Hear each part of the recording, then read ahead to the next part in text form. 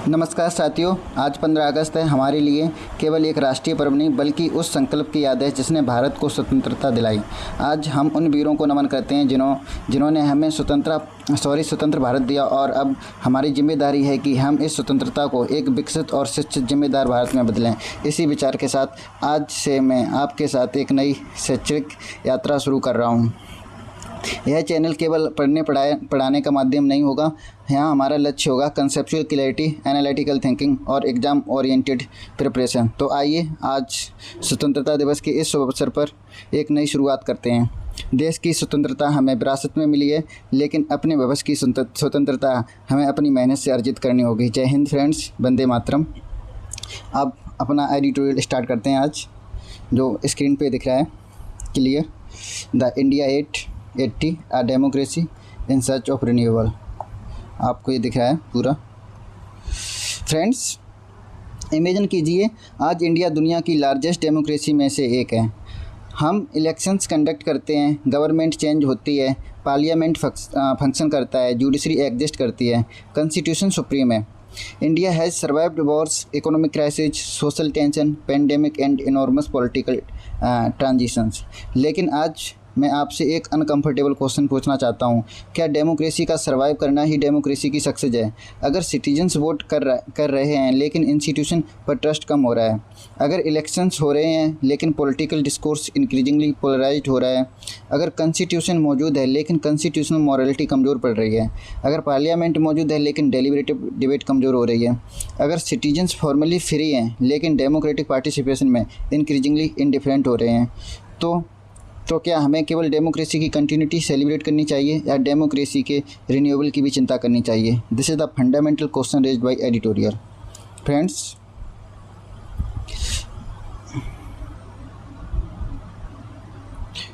अब शुरुआत करते हैं। India 880 democracy in the search of renewal. अब रियल एडिटोरियल की स्टार्ट होती है। पहले मैं आपको एडिटोरियल दिखा देता हूँ डेली की तरह, उसके बाद स्टार्ट करते हैं। फ्रेंड्स, देखते रहिए आप। पीपीटी दिखा देता हूँ क्या क्या डिस्कस करने वाला हूँ। आप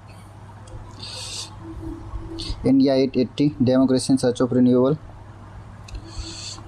हिस्टोरिकल देखो, इसमें इंडिया डेमोक्रेटिक एक्सपेरिमेंट में पॉवर्टी, ये सब डिस्कस करेंगे। आपको constitutional vision,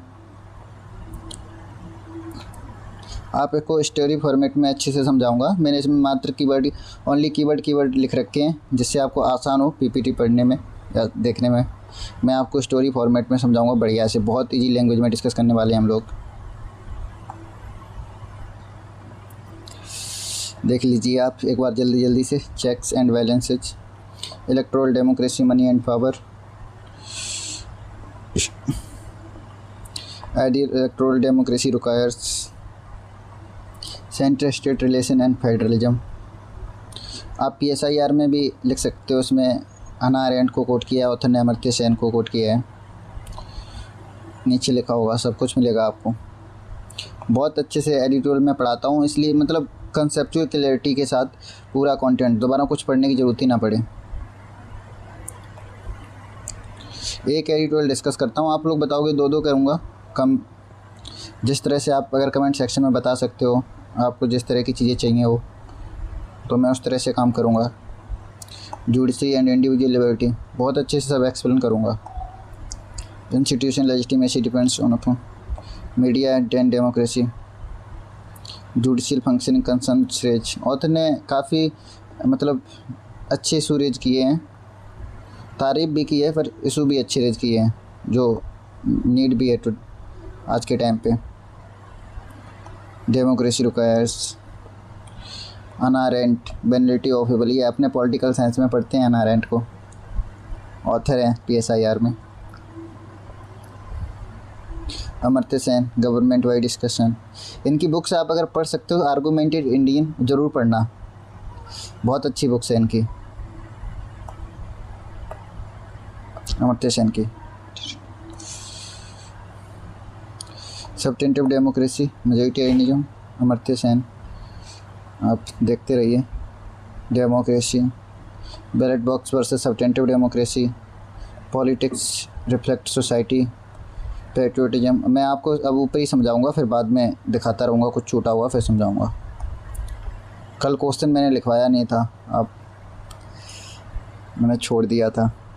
arrogance of power, inclusive democracy, social justice, separation of power, constitution morality, major challenges क्या क्या हैं। तारीफ़ भी ऑथर ने की है काफ़ी, और इशू भी रेज किए हैं जो कि जेन्युइन है। कंक्लूजन, ये कीवर्ड है, ये कीवर्ड से पूरा एडिटोरियल रिवीजन हो सकता है। डेमोक्रेटिक, ये सब आपको सारे कीवर्ड समझ आ जाएंगे डिस्कस करने के बाद। ये एडिटोरियल का कंक्लूजन है। अब फ्रेंड स्टार्ट करते हैं। अब बस आप सुनते रहिए और मैं पढ़ाना शुरू करता हूँ।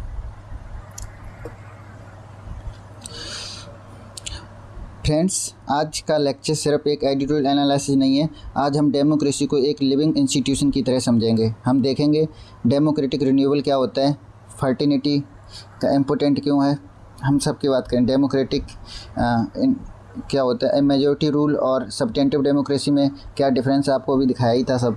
तो कॉन्स्टिट्यूशन मॉरलिटी क्या होती है, जुडिशरी, पार्लियामेंट, इलेक्शन कमिश्नर और द मीडिया की डेमोक्रेटिक रोल क्या है, सिटीजन एपेथी और डेमोक्रेसी को कैसे वीकन करती है, और सबसे इम्पोर्टेंट इंडिया को अपनी डेमोक्रेसी को रिन्यू करने के लिए क्या क्या क्या करना चाहिए। Let us begin not with celebration but with democratic introspection.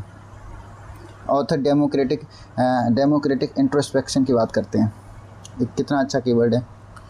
India journey since independence has been remarkable. 1947 में इंडिया के सामने इनॉर्मस चैलेंजेस थे, पॉवर्टी, इलिटरेसी और communal tension, social inequality, regional diversity and colonial institution legacy. ये लिखा हुआ है नीचे, ये सब इंडिया फेसेस 1947 के टाइम पे। फिर भी इंडिया ने चूज किया यूनिवर्सल एडल्ट फ्रेंचाइज, यानी एक पुअर सिटीजन और एक billionaire citizen, 1 person 1 vote. This was revolutionary. India ने इस्टेब्लिश किया कॉन्स्टिट्यूशनल डेमोक्रेसी। इंडिया ने इस्टेब्लिश किया कॉन्स्टिट्यूशनल डेमोक्रेसी, स्टार्टिंग से ही constitutional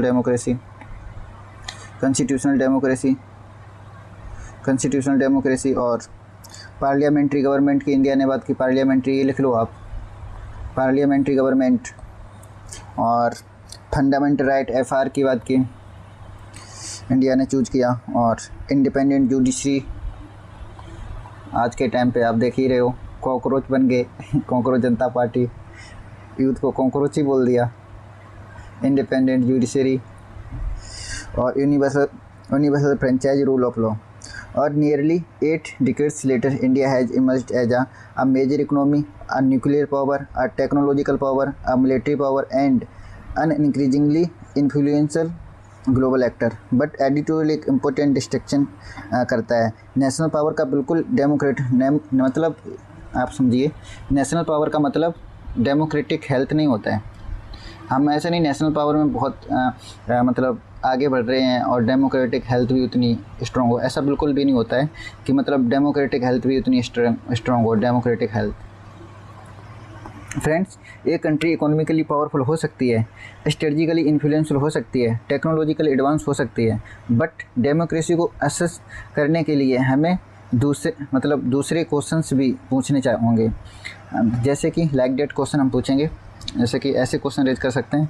are institution trusted, are citizen politically empowered, is dissent respected, is the rule of law applied consistently, are minorities and vulnerable citizens protected, is political power constitutionally constraint. यही है democratic introspection, जो बात author ने की थी। Democratic introspection कि आप सारे क्वेश्चंस की कितनी रिस्पेक्ट हो रही है, कि डायलॉग डिप्लोमेसी के थ्रू जवाब हो रहे हैं कि नहीं हो रही, गवर्नमेंट कैसे इंगेज कर रही है उनके अपने अपोजिशन से। अब सबसे इम्पोर्टेंट कॉन्सेप्ट है डेमोक्रेटिक रिन्यूअल। ये हम समझ लेते हैं डेमोक्रेटिक रिन्यूअल का मतलब क्या होता है। कॉन्स्टिट्यूशनल विजन, डेमोक्रेटिक कंटिन्यूटी, ये मैंने इनकी सबकी बात की है। अब बात करते हैं डेमोक्रेटिक रिन्यूअल क्या होता है। Democratic renewal, friends, democratic renewal का सिंपल मतलब होता है डेमोक्रेसी को कंटिन्यूसली स्ट्रेंथन करना, करेक्ट एंड रिविटलाइज करना। डेमोक्रेसी को डेमोक्रेसी मतलब ये सोचिए आप, डेमोक्रेसी कोई मशीन नहीं है जिसके एक बार इंस्टॉल कर दिया और फिर ऑटोमेटिकली चलता रहेगा। It is a living political culture. Democracy जो है एक लिविंग पॉलिटिकल कल्चर है। इसके लिए कंटिन्यूसली चाहिए इंस्टीट्यूशन रिफॉर्म। डेमोक्रेसी के लिए डेमोक्रेसी एक मतलब लिविंग पॉलिटिकल कल्चर है, तो इसके मतलब इसके लिए कॉन्स्टिट्यूशनली चाहिए इंस्टीट्यूशन रिफॉर्म, सिटीजन पार्टिसिपेशन और कॉन्स्टिट्यूशन मॉरलिटी और political accountability, social fraternity, protection of rights. Therefore democratic continuity का मतलब बिल्कुल नहीं होता है डेमोक्रेटिक रिन्यूएबल। कंटिन्यूटी मीन्स होता है डेमोक्रेसी सर्वाइव, और renewable means democracy becomes deeper, more participatory, more accountable, more constitutional. आप समझिए कंटिन्यूटी और रिन्यूएबल। कंटिन्यूटी का मतलब होता है डेमोक्रेसी सर्वाइव कर रही है, रिन्यूएबल का मतलब है कि मतलब कितनी डीपर, मोर पार्टिसिपेटरी है कि नहीं है, मोर अकाउंटेबल है कि नहीं, मोर कॉन्स्टिट्यूशनल है कि नहीं। मैं आपको एग्जाम्पल के साथ समझाने की कोशिश करता हूँ। इमेजिन एक स्कूल है, स्कूल में बिल्डिंग है, क्लासरूम है, टीचर्स हैं, स्टूडेंट्स हैं, बट इफ़ टीचर्स टीच नहीं कर रहे हैं, स्टूडेंट पार्टिसिपेट नहीं कर रहे हैं, रूल्स सिलेक्टिवली अप्लाई हो रहे हैं, द बुलिंग नॉर्मलाइज्ड है, तो क्या सिर्फ बिल्डिंग होने से स्कूल सक्सेसफुल हो जाएगा? इसका आंसर तो आप नॉर्मली बोलोगे no. Similarly democratic institution are necessary but democratic culture determine their quality. बिल्कुल सही बात है, ये लाइन आप याद रखिए, बहुत काम आएगी आपके मतलब आंसर राइटिंग वगैरह में। डेमोक्रेटिक क्रिटिसिज्म वगैरह कुछ भी लिखना हो या कंस्ट्रक्टिव क्रिटिसिज्म, डेमोक्रेटिक इंस्टीट्यूशन लिख देता हूँ। Democratic institutions are necessary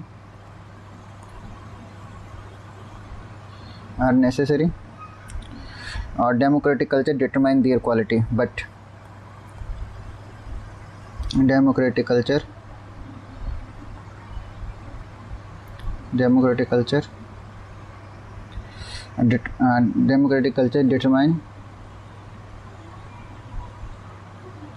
determine their quality.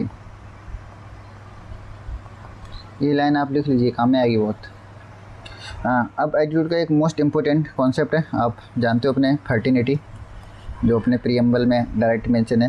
Constitution के प्रीएम्बल में हम पढ़ते हैं जस्टिस, लिबर्टी, इक्वलिटी, फर्टिनिटी, ये सारे keyword.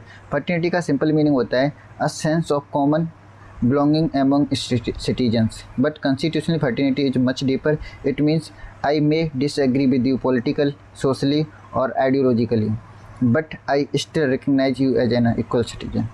This is extremely important in India because India is characterized by the religious diversity,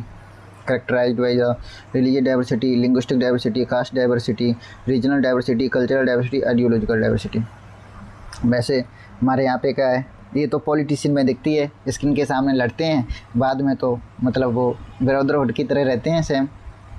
fraternity उन्हीं के अंदर दिखती है, स्क्रीन के सामने सबके सामने लड़ाई करते हैं, स्क्रीन के पीछे एक रहते हैं। तो इसलिए इंडिया के लिए फर्टिनिटी क्यों नीड है, आप इसके ऊपर कुछ लिखना हो तो, क्योंकि इंडिया में रिलीजियस डाइवर्सिटी बहुत ज़्यादा है, लिंग्विस्टिक डाइवर्सिटी बहुत, caste diversity, regional diversity, cultural diversity, ideological diversity. Democracy can not survive merely through the institution if citizens stop seeing one another as equal member of the same political community.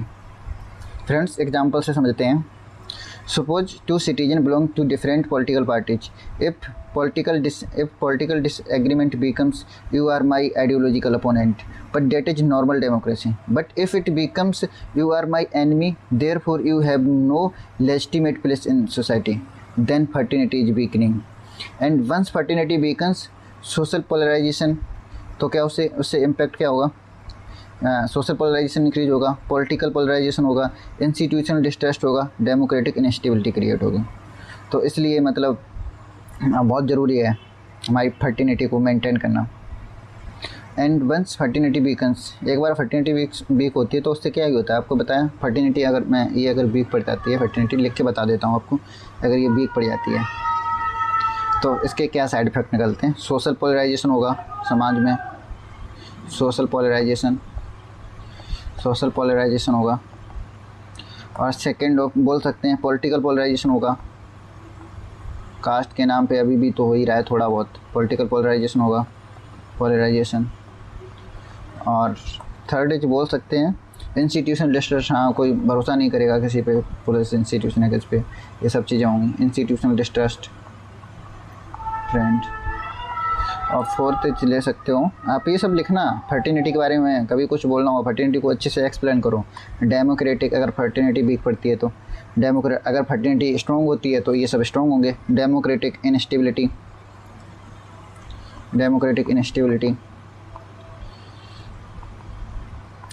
Therefore fraternity is the social infrastructure of democracy. हम ये क्या है, एक democracy को हम एक simple लीन word में बोल सकते हैं कि मतलब social infrastructure of society, social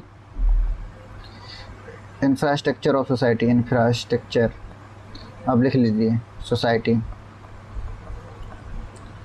democracy का एक social infrastructure of society. Without fraternity constitutional equality may remain on paper while social hostility grows in practice.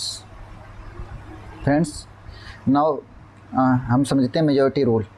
Majority rule क्या होता है, मतलब सब्सटेंटिव डेमोक्रेसी बस से मेजॉरिटेरियनिज्म की बात करेंगे, इसलिए एक मेजॉरिटी रूल आप समझ लीजिए तो उससे सही रहेगा। फर्टिनिटी के 3 कीवर्ड इंपॉर्टेंट हैं, dignity of individual, unity and integrity of, ये सब अपने प्रीएम्बल में लिखे हैं। अब बात करते हैं फ्रेंड्स मेजॉरिटी रूल, फिर इसे समझने में आसान होगा। The democracy requires election, people vote, the majority forms government, but its majority rule unlimited. Absolutely not, इसका आंसर होगा कि is majority rule unlimited. Because democracy is also a constitutional system, therefore we need to distinguish the majoritarianism from the substantive democracy.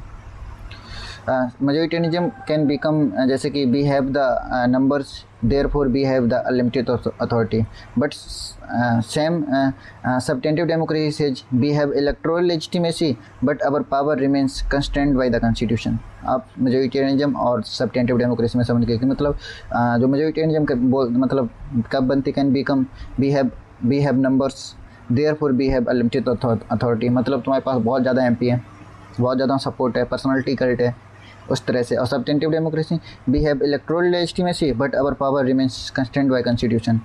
So remember this occasion, democracy means majority rule plus constitution restraint. Majority can not legitimately abolish fundamental rights, rule of law, judicial independence, constitutional limitation, individual dignity. This is why constitutionalism matters. आप याद रखिए, majority can not legitimately abolish कर सकती है FR को, ये सब लिखा है। सबस्टेंटिव डेमोक्रेसी से प्रोटेक्ट, देखो इसमें लिखा भी है, substantive democracy it protects individual dignity, minority rights, civil liberty, equality, rule of law, constitution morality. Democracy is not merely majority rule, it is a majority rule constrained by constitution right, institutional checks, इसकी बात करती है substantive democracy है। Friends constitution का मतलब समझते हैं, नीचे लिखा होगा, checks and balance, prevent concentration of power plus ensure accountability and protect liberty, ये पर्पज है। Checks and balance, electoral democracy में एंड पावर, इसकी भी बात करेंगे।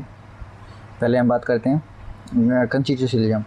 Government itself is limited by law and constitutional principle, constitution alone is not enough alone. Suppose constitution exists but political power becomes unlimited, then we have constitution without constitutionalism. So constitutions require power, limits, checks and accountability. The editorial warns about the arrogance of power.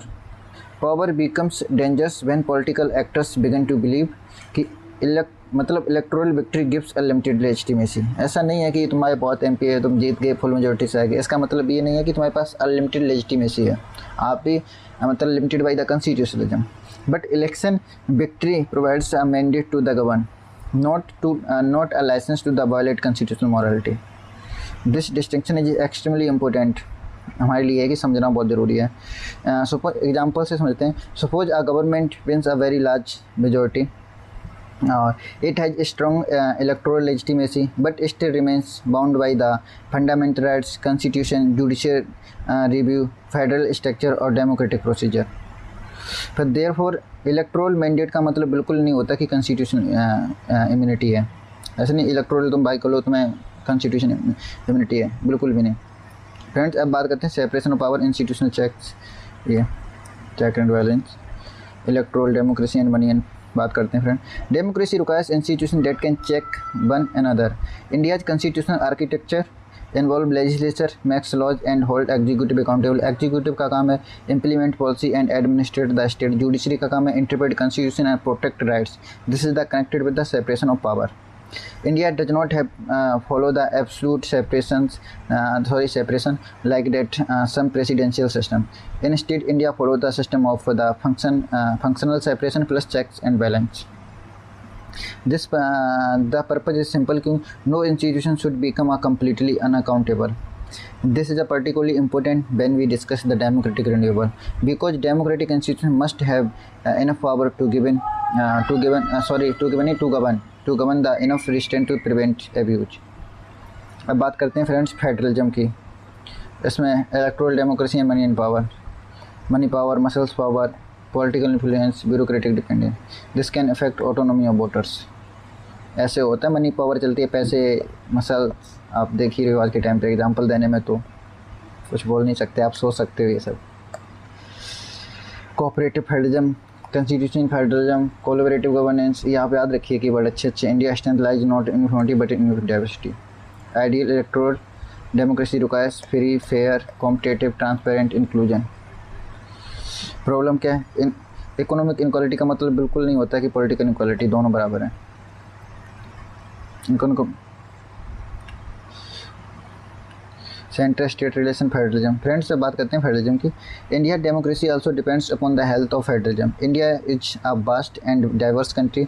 Different states have different language. Different state different language. आप जिस state में हो आपके state language official language है, जैसे language, economies और political cultures, social structures, developmental priority. Therefore, democracy governance can't be excessively centralized. जैसे healthy centers, state relations require consultation, cooperation, fiscal fairness, और constitutional respect and institutional dialogue. This is the essence of the cooperative federalism.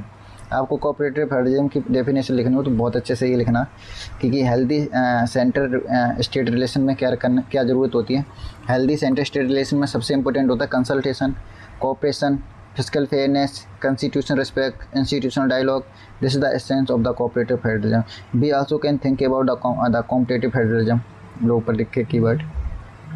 The state compete to attract investment, industries, talent and innovation, but competition should not destroy the cooperation. Therefore, the competitive federalism plus cooperative federalism must coexist.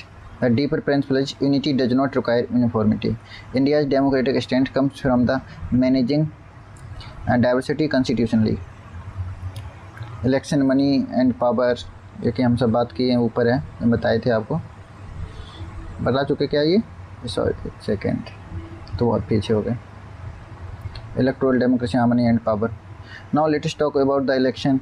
Election is the heartbeat of the representative democracy, but election must be free, fair, competitive, inclusive, transparent. मैंने आपको बता दिया free, fair, ये लिखा है free, fair and transparent. The electorate will raise concern about the influence of the money, muscles, political power, administrative influence. Now imagine two candidates. Candidate has enormous financial resource. Candidate B has a strong ideas but very limited resource.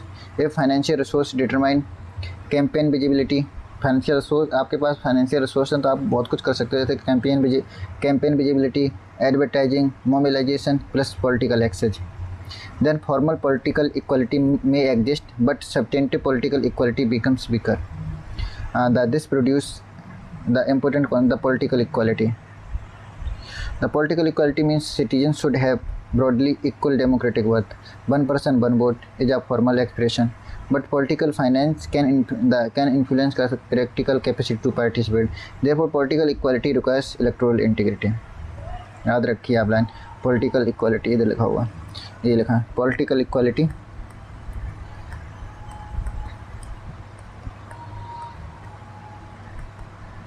Political require electoral integrity require, नीचे लिखा है क्या, the electoral integrity, आप लिख लीजिए electoral integrity.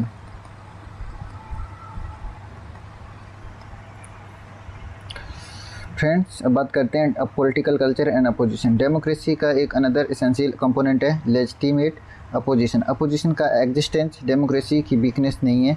Opposition is a constitutional and democratic necessity because opposition scrutinise करेगा government को, identify policy weakness, offer alternative, represent different citizen.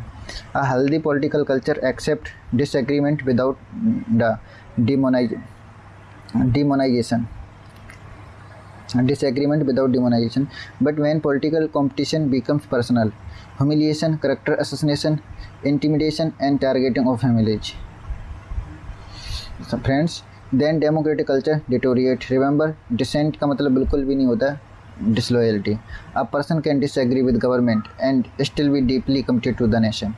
In fact, constructive dissent can strengthen democracy.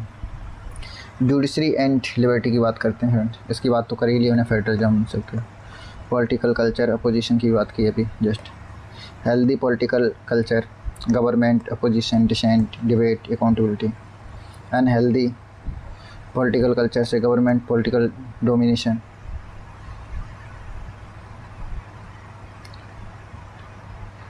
Domination, intolerance of dissent. Unhealthy political culture मतलब ये domination. मैंने शायद से गलत पढ़ी आपको, सॉरी उसके लिए, प्रोनाउंस अगर गलत किया हो। Dissent, judicial independence versus accountability. Friends, now we come to one of the most important democratic institution, the judiciary. The supreme court has a central constitution responsibility to protect, इसकी बिल्कुल responsibility है protect करे हमारे मतलब fundamental right, personal liberty, rule of law, constitution supremacy. The editorial raise concern around the judicial functioning, particular issue involving जैसे bail, personal liberty, due process and institutional credibility. A foundational criminal justice principle is bail not jail. The underlying philosophy is that an accused person should not effectively undergo punishment before the conviction merely because the trial has not concluded. This connects with the presumption of innocence and right to personal liberty. A credible judiciary requires independence or transparency, the reasoned decision, accountability. Friends, judiciary independence versus accountability. इसकी बात करते हैं। Judicial independence is essential. जज can't function under the political pressure, but independence का मतलब बिल्कुल नहीं है absolute immunity. A credible judiciary requires independence plus transparency पर रीजेंट जजमेंट पर institutional accountability. This balance is crucial. Parliamentary deliberative democracy की बात करते हैं फ्रेंड्स। ये लिखा आगे, parliament should remain public reasoning, debate, legislative scrutiny, national deliberation. Ideal parliamentary process का discussion, deliberation, scrutiny, law making, accountability. Friends, parliament is not merely a place where laws are passed. It is supposed to be India's principal form for the deliberative democracy, meaning debate, evidence, argument, scrutiny, deliberation, legislation. deliberative democracy का मतलब friends लिख के बताऊँ? मैं यहाँ पे लिख सकता हूँ, कहीं देखता हूँ। deliberative democracy, deliberative democracy।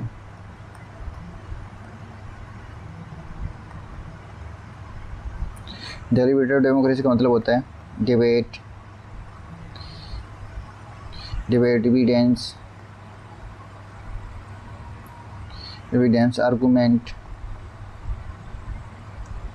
argument, scrutiny और द डेलिब्रेशन। आप लिख लीजिए, डेलिब्रेशन के बाद है legislation. A parliament become excessively disruptive plus partisans plus the confrontational, so then quality of democratic deliberation can decline. The deeper issue is that democracy is not only about who wins, it is also about how decisions are made. A law passed after serious debate has a stronger deliberative foundation than law passed without meaningful scrutiny. Politics as a public service. Editorial, public interest, integrity, responsibility, accountability, constitution. जैसे ethics के important keyword हैं। Public service से related कुछ भी आ जाए, public interest, integrity, responsibility, account, एक ही word आप use कीजिए। Friend now latest the election commission के बारे में बात करते हैं। Election commission formal constitutional authority is extremely important but institutions require something beyond legal power. Public legitimacy comes from जैसे कि legitimacy कहाँ से आती है, legal authority plus transparency, procedural fairness plus public confidence. Media की बात करते हैं उधर, media has often described as a thought state. It is a democratic function include the informing citizens, scrutinizing government, exposing corruption, facilitating debate, give voice to the diverse perspectives. आज की media ये काम करती है, आप खुद सोच लीजिए। If media becomes excessively dependent on political और commercial interest then information quality can deteriorate and democracy requires informed citizen. Therefore independent media होगी तो इन्फॉर्म्ड सिटीजन ही होगी और अकाउंटेबल गवर्नमेंट होगी। पर हमारे यहाँ तो कुछ पूछो ही मत। Deliberative democracy not merely reason dissent लिखा हुआ है नीचे सब। इलेक्शन कमीशन की बात करी ली हमने। पब्लिक कॉन्फिडेंस, इंस्टीट्यूशन लेजिटिमेसी, यहाँ पर याद रखिए। जुडिशियल इंडिविजुअल लिबर्टी की बात, fundamental rights, personal liberty, rule of law, constitution supremacy, institution legitimacy depends upon the legal authority पे, प्रोसीजरल फेयरनेस, ट्रांसपेरेंसी पे, पब्लिक ट्रस्ट पे। मीडिया एंड डेमोक्रेसी की बात की। डेमोक्रेसी की friend, informed citizen, scrutinize power, expose wrongdoing, facilitate public debate. ऐसा आज के टाइम ये मीडिया काम कर रही है, आप खुद ही सोच सकते हो। Friends, now we come to what I believe is the editorial's most profound insight. Democratic decline can't be blamed only on politician. ये ऑथर बोलते हैं democratic decline can't be blamed only on politicians. Citizens also have responsibility. If citizens become indifferent, तो institution becomes less scrutinized. Friend, देख politician नहीं responsible हैं इसके लिए, citizens भी. If citizens stop asking question, तो power becomes less accountable. If citizens stop participating, the public discourse becomes dominated by the organized interest. This is why the article invoke Anna Arendt and Amartya Sen. Anna Arendt का principle नीचे लिखा हुआ, Anna Arendt bail not jail, मैंने आपको बताया है। Judicial review का मतलब legislative executive actions. Media as a fourth state, इसके बारे में watchdog over power. Democracy requires, Anna Arendt लिखा है, हाँ ये रहे। The Anna Arendt, her idea of the banality of people reminds us of the मतलब dangers of passive participation, normalization of wrong deed. Democratic relation मतलब citizen must remain morally and politically vigilant. Amartya Sen का Amartya Sen idea of the government by discussion, नीचे लिखा है, मैंने सब लिखा है government by discussion. Amartya Sen को भी कोट किया है कि हाईलाइटेड डेमोक्रेसी एज पार्टिसिपेशन पर डिबेट फिर पब्लिक रीजनिंग की बात करते हैं। इसमें तीन चीज़ों की बात करते हैं, पार्टिसिपेशन प्लस डिबेट की बात करते हैं, प्लस पब्लिक रीजनिंग की बात करते हैं। Therefore, democracy is not merely periodic voting; it is a continuous civic participation. Friends, Amartya Sen को हमने देख लिया है। सब्सटेंटिव डेमोक्रेसी का मतलब तो ऊपर ही समझ चुके हैं। अब मेजॉरिटी, जब मैंने मेजॉरिटी रूल बताया था आपको, ये दोबारा पीपीटी यहाँ पे है। गवर्नमेंट बाई डिस्कशन, डेमोक्रेसी का मतलब भी election rights, accountability, participation. Ballot box versus substantive democracy, आपको मैंने बता दिया है। Ballot box is necessary for democracy but it is not sufficient democratic citizenship. The politics reflect society, patriotism versus political manipulation. Article question against the reducing patriotism, political loyalty. Healthy patriotism का मतलब होता है love for nation, constitutional value, truth और justice, मतलब 100% constitution की तरफ loyal रहना। उसे कंस्ट्रक्टिव क्रिटिसिज्म के बेसिस, कंस्ट्रक्टिव क्रिटिसिज्म किसी का भी कर सकते हो आप। डेमोक्रेटिक रिन्यूएबल की मीन्स की बात की। डेमोक्रेटिक रिन्यूएबल का मतलब क्या बताया था, strengthening democratic institution, restoring institution credibility, deepening citizens participation, protect in the constitutional freedom, reviving political accountability, promoting social fraternity. Social fraternity बताया ही, एक social infrastructure of society. Fraternity का मतलब ये वीक होगी तो क्या इम्पैक्ट पड़ेगा। Ensuring that constitution value influence political behaviour. Leader का मतलब बिल्कुल नेशन नहीं होता, अगर लीडर का आप क्रिटिसिज्म कर रहे हो गवर्नमेंट का क्रिटिसिज्म कभी भी एंटी नेशनलिज्म नहीं होता है, जो आजकल लोग मान भी लेते हैं। ठीक है फ्रेंड्स, कॉन्स्टिट्यूशन पेट्रियटिज्म की बात करते हैं। Loyalty should ultimately to be constitution values and democratic principle, not merely individual. Unhealthy democracy का एग्जांपल लेते हैं। पावर होगी, उसे कंसंट्रेशन, वीक हैक्स, मतलब चेक्स वीक पड़ जाएंगे, इंस्टीट्यूशनल कैप्चर हो जाएगा, डेमोक्रेटिक इरोजन। ये अनहेल्दी डेमोक्रेसी का है। कॉन्स्टिट्यूशन का मतलब बिल्कुल नहीं है unlimited government authority. Arrogance of power के बारे में बता चुके हैं। हेल्दी डेमोक्रेसी की एग्जांपल दिए, institutional checks. Inclusive democracy friends, minority को ध्यान में रख के रिस्पॉन्सिव मस्ट प्रोटेक्ट, माइनॉरिटी को प्रोटेक्ट करना, वुमेन को, children, youth, marginalised community, poor and vulnerable citizen. ये इंक्लूसिव डेमोक्रेसी होती है। मेजॉरिटी रूल का बिल्कुल भी मतलब नहीं होता, majoritarian domination. Democracy must protect dignity of every citizen. Social justice and democratic health, इसकी भी बात कर चुके हैं हम लोग। Social justice, democracy can't remain political democratic while large sections remain socially excluded, इसकी हम बात कर चुके हैं friends. Doctor Ambedkar, impressive liberty, equality and fraternity. Separation of powers की बात की है। लेजिस्लेचर, एग्जीक्यूटिव, जुडिशरी आपस में चेक्स एंड बैलेंस रखें। Each organ is independent yet interdependent, yet फिर भी ensuring system of checks and balance. Constitutional morality का मतलब रिस्पेक्टिंग होता है। आप देख लीजिए, ये तो सब पढ़ा चुके हैं पहले भी कई बार। Constitutional morality greater than political expediency. Major challenges की बात कर लेते हैं फ्रेंड्स, इसमें लिखा हुआ है let us now consolidate the major challenges. आप चैलेंजेस तो आप खुद भी सोच सकते हो, क्योंकि ये सब सोचने की चीज़ होती है। जब मेंस में आंसर राइटिंग करेंगे ना, तो ये सब वहाँ पे तो रेडी कुछ नहीं मिलेगा, आपको खुद ही सोचना पड़ेगा उसकी थ्योरी से कि मतलब इरोजन ऑफ, हमने फर्टिनिटी इरोजन हो रही है कि पोलराइजेशन, सोशल हॉस्टिलिटी वीक पड़ रही है। तो अगर पोलराइजेशन, सोशल हॉस्टिलिटी वीक पड़ेगी, उससे क्या होगा, इरोजन ऑफ फर्टिनिटी बढ़ेगी। नीचे लिखा भी है। कंसंट्रेशन ऑफ पावर होगा, वीक कॉन्स्टिट्यूशनल चेक होंगे तो ये तो डेफिनेटली होना है। और institutional trust deficit, institutional trust deficit इसलिए होगा कि declining public confidence, judiciary, parliament, election institution, media, इनसे आप वोटर।